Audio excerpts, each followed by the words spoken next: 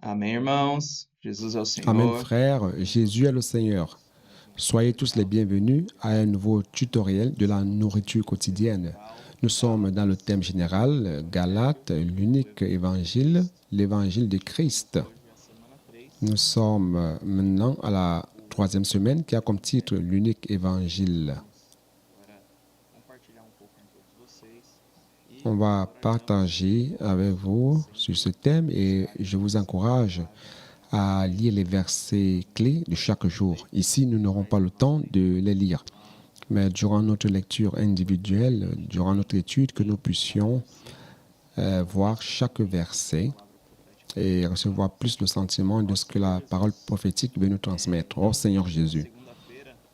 Donc, lundi, nous commençons avec le titre « Sauvé par la grâce ».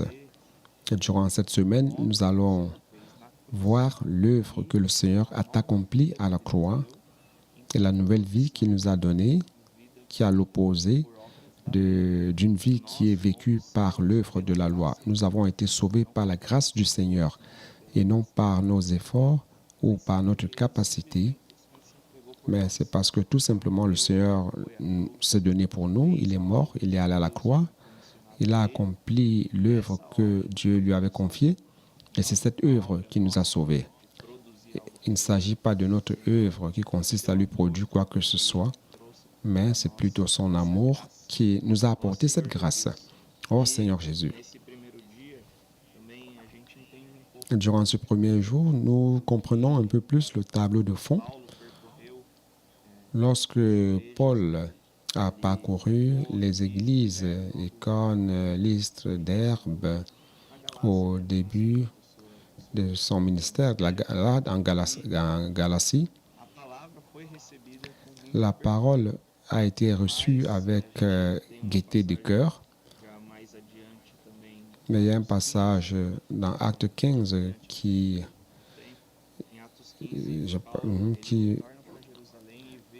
où on voit Paul qui retourne à Jérusalem et rencontre une situation différente. Car il y a eu un mélange entre l'évangile pur, l'unique évangile, l'évangile de Christ, à la loi de Moïse. Ce n'est pas que la loi ne soit pas bonne, mais le Seigneur Jésus est venu, il a accompli tous les prérequis de la loi pour nous insérer dans la grâce, dans une nouvelle vie. Et Paul se rend compte aussi par le discours de Jacques qu'au-delà de l'Évangile, Jacques a recommandé aux Juifs qui ont cru. On voit ici qu'il y a une association entre l'Évangile de Christ et la loi de Moïse. Donc, par rapport à l'observance et la pratique de la loi, ce qui n'était plus nécessaire, en fait. Quand Paul écrit aux Galates, son épître, il fait mention de cela aussi. Ils sentent un traitement différent de leur part vis-à-vis de lui. Car la première fois qu'il est allé en Galatie, nous savons que Paul était malade, il avait mal aux yeux. Et les Galates étaient même capables d'arracher leurs propres yeux pour les lui donner. Mais après, ils ont mis de côté l'évangile que Paul leur avait annoncé. Donc il a écrit cette lettre comme avertissement, comme préoccupation de ce qu'ils se sont déviés de l'unique évangile, l'évangile de Christ, qui dit que nous sommes sauvés par la grâce. Ce n'est pas par nos efforts humains qui vont nous justifier. Mardi, le titre c'est « La croix met fin à la nature pécheresse ». Nous nous rendons compte ici, nous voyons l'œuvre de Jésus qui a été concrétisée à la croix, car il nous a apporté le salut et la justification de nos péchés. Car nous savons que pour que le péché soit purifié, il fallait toujours du sang. dans l'Ancien Testament, c'était le sang des animaux, mais Christ, comme agneau de Dieu, a accompli les exigences de Dieu et ainsi nous a justifiés. Aucun de nous n'était capable de se justifier soi-même, mais le Seigneur nous a fait cela. Et nous voyons que cette justification est faite uniquement à travers Christ, à travers la mort de Christ, et non par notre capacité d'accomplir tous les prérequis de la loi. Même si nous réussissions à le faire, cela n'allait pas nous justifier.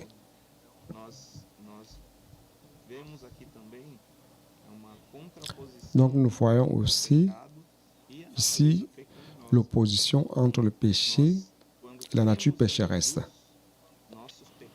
Lorsque nous avons cru au Seigneur Jésus, nos péchés ont été pardonnés. Nous avons le sang de Christ pour nous laver, nous purifier. Mais il y a encore une nature pécheresse à l'intérieur de l'homme. Et c'est cette nature pécheresse qui, chaque jour, à travers la parole, l'immersion, la pratique de la parole, l'ouïe de la foi, le Seigneur va transformer notre nature. Et avec cette transformation ne se passe pas à cause de notre capacité d'accomplir la loi et pour lutter contre la nature pécheresse qui est en nous. Mais c'est par la croix que cette nature pécheresse prend fin. Et l'œuvre que Christ a accomplie à la croix vient gratuitement. Nous ne produisons pas des efforts pour cela. Oh Seigneur Jésus. Et mercredi, continuons dans ce sujet qui consiste à comprendre plus la croix. Le titre de mercredi, c'est l'essence de l'Évangile, c'est la croix de Christ. Donc ici, il montre que notre salut, en fait, c'est par la grâce. Et on attire notre attention ici. Je voudrais lire un passage très important qui dit ceci. Au contraire de beaucoup de prédicateurs, Paul n'a pas utilisé des techniques humaines oratoires pour persuader les gens à croire son évangile, ni par des paroles trompeuses. Il a prêché Jésus-Christ et Christ crucifié. Jésus-Christ est le seul qui résout les problèmes de notre nature pécheresse. Les paroles pleines de sagesse humaine ne résolvent rien. Donc peut-être que pour nous, cela est déjà clair. Mais Paul, à cette époque, nous voyons cela dans 1 Corinthiens, que la croix de Christ était un scandale, une folie. Aujourd'hui, nous reconnaissons l'œuvre du Seigneur, mais dans ce contexte, lorsqu'il est dit ici que Paul n'a pas utilisé des techniques oratoires ou des paroles persuasives qui découlent des techniques humaines, c'est parce qu'à cette époque-là, Christ était crucifié. Quand on dit Christ est crucifié, le Fils de Dieu est crucifié, c'était un scandale, car la croix, c'était une peine de mort pour les criminels. Mais lorsque Paul annonçait l'Évangile, il n'a pas utilisé des techniques diplomatiques ou utilisé ses capacités pour parler de manière belle. Non, mais il a parlé de manière directe, de manière claire. Il a prêché la croix du Christ. Et cette prédication est parvenue jusqu'à nous. Aujourd'hui, nous ne pouvons pas retourner à la pratique de la loi. C'est quoi les pratiques de la loi? Dans notre cas, nous qui ne sommes pas des descendants des Juifs, c'est utiliser notre capacité, faire les choses à notre manière, selon notre pensée, ou des paroles persuasives, de sagesse humaine. Mais on doit annoncer l'évangile de manière claire, pure, avec simplicité. Cette parole brûle dans notre cœur lorsqu'elle sort de manière pure, claire. Cela met du feu, ça embrase notre cœur. Oh Seigneur Jésus, la parole de la croix est efficace. L'unique évangile est efficace. Nous n'avons besoin de rien ajouter à la parole apostolique que nous recevons, la parole prophétique, et nous devons l'annoncer de manière pure. Amen. Oh Seigneur Jésus. Et frères, cette croix nous a sauvés d'une vie de péché et de mort pour nous transférer vers une nouveauté de vie dans la sphère de la foi. Et dans ce processus, nous avons reçu aussi le baptême. Le baptême, ce n'est pas seulement quelque chose qui sert à accomplir une exigence, mais c'est un acte qui nous transfère aussi d'une sphère vers une autre, qui nous amène à être un avec la mort de Christ. Et étant un avec la mort de Christ à la croix, nous vivons maintenant en nouveauté de vie. Nous entrons dans la sphère de la foi. Et la puissance de la mort a été vaincue. La puissance qui nous retenait captifs ici sur terre est vaincue par la croix. Et cela est vraiment merveilleux. Jeudi, nous voyons un peu plus avec clarté cette loi du péché et de la mort, de laquelle nous avons été sauvés. Dans la lecture ici dit, la lecture clé, Éphésiens 2, verset 8, et durant jeudi, on voit aussi les versets antérieurs, donc 2, 1 à 6. Je vais lire juste un petit passage de ce verset qui dit ceci. Ô Seigneur Jésus. Verset 2, 3. Et de nous tous aussi, nous étions de leur nombre et nous vivions autrefois selon les convoitises de notre chair, accomplissant les volontés de la chair et de nos pensées. Lorsqu'il dit accomplissant les volontés de la chair et de nos pensées, ici, il montre que réellement, nous étions gouvernés, contrôlés par une loi qui nous menait à la mort, qui nous faisait vivre dans la chair, dans nos inclinaisons, dans notre nature pécheresse. Et aujourd'hui, cela est travaillé chaque jour, nettoyé chaque jour. Donc la croix de Christ, chers frères, c'est un grand salut, c'est le seul salut. Parfois, nous ne réalisons pas la grandeur de ce que Christ a accompli. Nous rendons grâce à la lumière de la parole, car aujourd'hui, nous commençons à comprendre plus. Et notre cœur s'embrase et nous nous donnons plus au Seigneur. Car c'est la seule chose que nous pouvons faire. Notre loi à nous veut toujours distinguer ce qui est correct, ce qui n'est pas correct. C'est ce que le serpent a suggéré à Ève. Donc, et cela l'a mené à manger du fruit dont le Seigneur avait dit de ne pas manger. Ils ont eu ce discernement et aujourd'hui, notre nature cherche aussi ce discernement, voir ce qui est correct et non correct. Mais ce n'est pas ça. Ce n'est pas en cherchant à savoir ce qui est correct ou pas correct que nous allons garantir notre salut. La garantie de notre salut, c'est l'évangile de Christ, la parole de la croix, la parole vivante, la parole prophétique que nous recevons aujourd'hui. Ô Seigneur Jésus, nous sommes sauvés par la grâce et la grâce nous a délivrés. Nous sommes libres pour vivre en nouveauté de vie. Il n'y a que la foi qui nous amène à cette réalité. Donc, frères, nous devons être clairs par rapport à cela et sérieux. Chaque parole qui contient des ferments que nous recevons comme une nourriture industrialisée, c'est facile à digérer, mais en même temps, ça ne nous apporte pas les nutriments ou la meilleure santé que nous espérons. Mais l'évangile de Christ, comme nous avons dit, Paul de manière claire et directe, a une parole correcte, annoncer l'évangile de Christ. Et cette parole doit être reçue avec foi. Aujourd'hui, nous avons la parole prophétique que le Seigneur continue de nous annoncer et nous devons la recevoir avec foi afin d'être transférés pour vivre dans la réalité de la nouveauté de vie. En étudiant ce livre de Galates, nous voyons avec clarté que les gens ont essayé de faire plusieurs choses par leurs propres efforts, mais cela n'a pas produit des fruits. Oh Seigneur Jésus.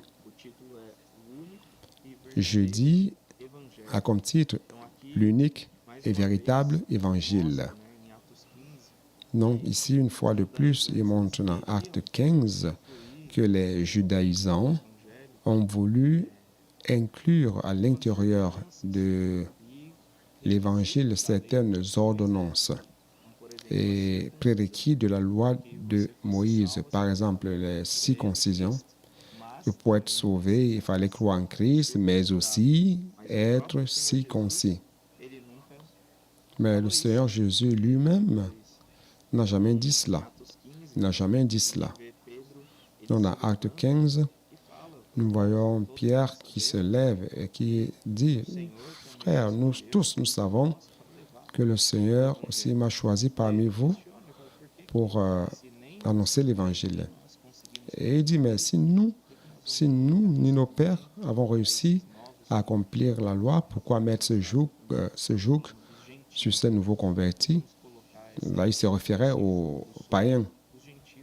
Pourquoi est-ce qu'on doit mettre ce joug sur les païens si nous-mêmes, avant d'avoir connu l'Évangile, n'avions pas réussi à l'accomplir?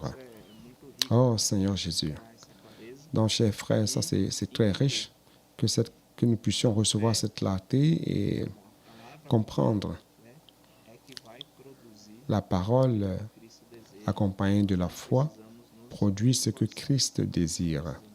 Nous n'avons pas besoin de nous efforcer. Nous devons tout simplement croire et obéir et avoir un comportement vis-à-vis de la parole que le Seigneur nous annonce, afin que nous puissions réellement faire sa volonté, accomplir ce qu'il nous a ordonné. Oh Seigneur Jésus. Et à la page 52, je vais lire, il y a Galates 1 qui est cité. Galates 1, 8, 9. Paul a répété plusieurs fois ce problème. Dans Galates 1, 8, 9, il dit ceci, 8. Mais quand nous-mêmes, quand un ange du ciel annoncerait un autre évangile que celui que nous avons annoncé, qu'il soit anathème. Il répète encore. Nous l'avons dit précédemment et je le répète à cette heure. Si quelqu'un vous annonce un autre évangile que celui que vous avez annoncé, qu'il soit anathème. Donc, nous voyons que cette question de suivre l'unique évangile et ne pas permettre que les œuvres de la loi, de la nature pécheresse, de notre capacité influencent l'œuvre du Seigneur et n'est pas entrer dans l'œuvre du Seigneur pour faire les choses à notre manière. Oh Seigneur Jésus. À la fin de la lecture de vendredi, il nous est rappelé aussi à propos de l'évangile de Matthieu, de Marc, de Luc, de Jean, qui montre l'exemple du Seigneur comme celui qui apporte l'autorité, qui remplit l'Église par lui-même, qui est à la tête de l'Église. Le livre de Marc présente le Seigneur comme un serviteur. Il n'a rien revendiqué pour soi-même. L'évangile de Luc, de Jean, montre la repentance, le pardon du péché, la vie que le Seigneur a apporté à travers la parole.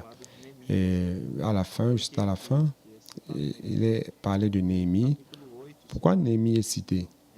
Au chapitre 8, si je ne me trompe pas, lorsque les services étaient établis et que les murailles avaient été élevées, les portes posées, les portes de Jérusalem, alors le livre de loi est ouvert et Esdras commence à lire au peuple le livre et expliquer le livre de la loi. Cela fait en sorte que le peuple se réjouisse. C'est ce que nous avons ressenti aujourd'hui. Quand nous écoutons cette parole, cet évangile, notre cœur se réjouit et s'embrase quand nous comprenons ce que le Seigneur est en train de nous dire. Donc si votre cœur est en train de s'embraser, laissons le Seigneur, permettons que cette parole opère avec liberté et ne permettons pas que notre nature puisse empêcher l'accomplissement de l'œuvre du Seigneur. Oh Seigneur Jésus, la dernière phrase dit ceci de vendredi. Aujourd'hui, nous avons la révélation complète de l'Évangile de Dieu, le plan du salut de Dieu pour l'homme et l'accomplissement de celui-ci. Nous sommes heureux, nous sommes bien heureux et bénis. Oh Seigneur Jésus. Amen. Et samedi, le titre c'est Dans l'esprit, il y a la nouveauté de vie. Et juste au début, il nous a rappelé la conversation entre le Seigneur Jésus et Nicodème. Et là, le Seigneur montre qu'il devait naître de nouveau, c'est-à-dire qu'il devait changer de sphère. Il ne s'agissait pas d'une naissance humaine, mais d'une naissance par l'esprit. Lorsque nous recevons la parole et que nous croyons en elle, nous changeons de sphère. La loi de Moïse est dans la sphère terrestre. La pratique de la loi, l'observance de la loi, dans son accomplissement.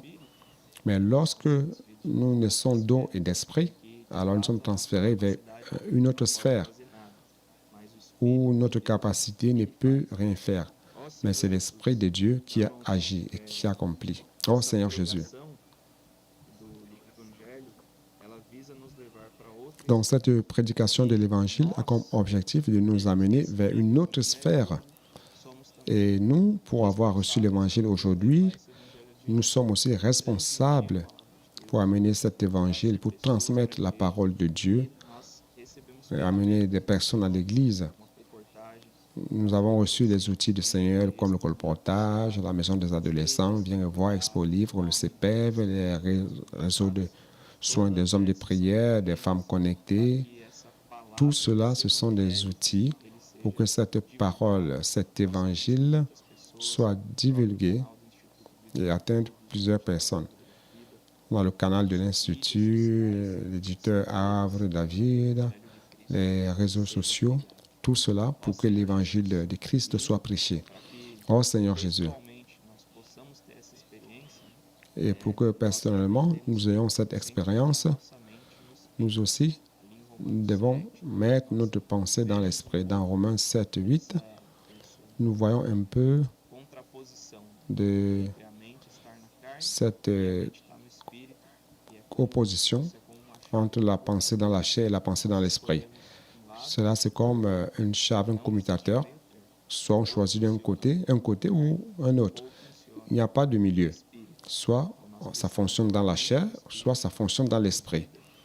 Donc nous devons mettre la pensée dans l'esprit pour avoir la vie et la paix et être utile au Seigneur. Ayant la pensée dans l'esprit, chaque jour, notre nature pécheresse sera transformée et ainsi, nous allons être totalement remplis par la vie du Seigneur jusqu'à la glorification. Oh Seigneur Jésus. Donc aujourd'hui, nous devons être responsables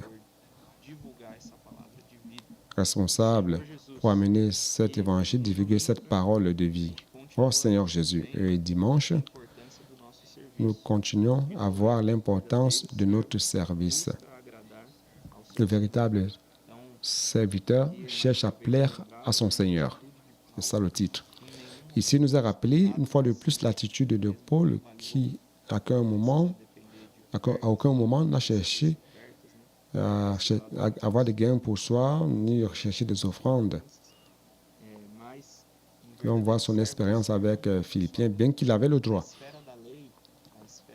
Un véritable serviteur du Seigneur ne recherche pas sa propre gloire. La sphère de la loi, de la capacité, il y a la compétition, car les gens cherchent à être le meilleur, qui se distingue plus, qui parle mieux. Mais dans la sphère de l'esprit, vivant par l'unique évangile, le véritable évangile, personne ne recherche pour soi-même quoi que ce soit, sinon tout simplement plaire au Seigneur Jésus.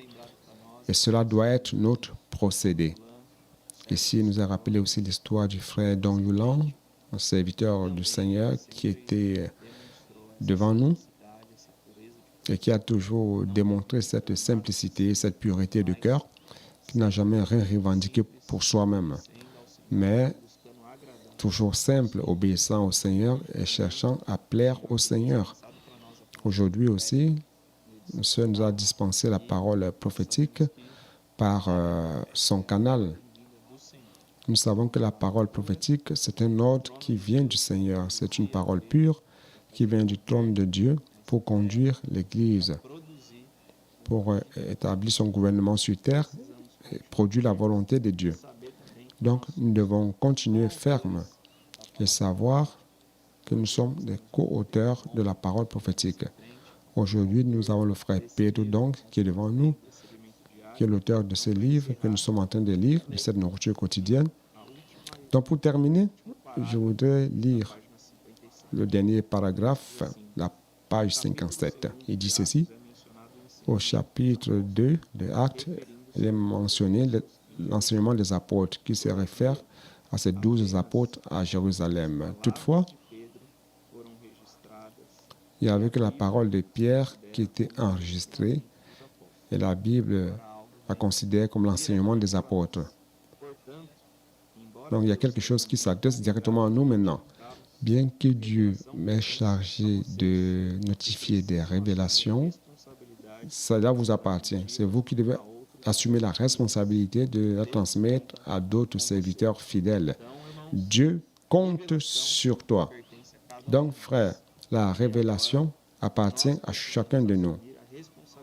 Maintenant, nous devons assumer la responsabilité de transmettre cette parole à d'autres personnes aussi, d'autres serviteurs fidèles. Dieu compte sur toi. Jésus est le Seigneur. Amen.